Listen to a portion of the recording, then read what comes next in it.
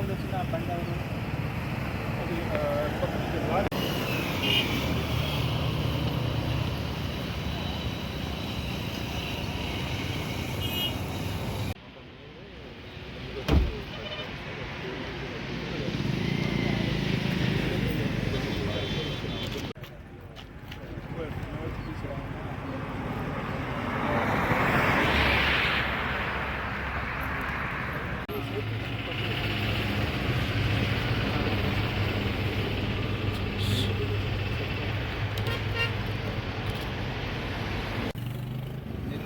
ఆవిడకు చెందినటువంటి శుక్రవారం బయలుదేరి కొండగట్టు తర్వాత యాదగిరిగుట్ట ఇవన్నీ చూసుకుంటూ మళ్ళీ రిటర్న్ కావలికి వెళ్ళిపోతున్నారు. కారు కూడా తీసుకుని 20 days అయింది. ఆ మొక్కులు చెల్లించుకోవడం కోసం వెళ్ళి వస్తున్నారు.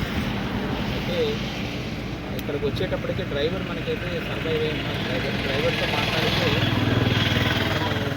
నిద్రకి లోనయ్యానని చెప్తున్నాడు.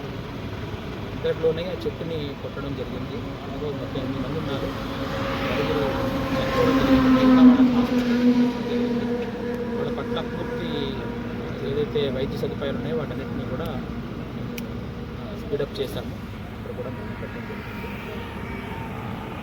ఎర్లీ అవర్స్లో డ్రైవ్ చేస్తున్న వాళ్ళందరికీ కూడా ఏంటంటే అవసరమైతే ఒక 1/2 hour ఆగినా కూడా వాళ్ళు వెళ్ళడం బెటర్.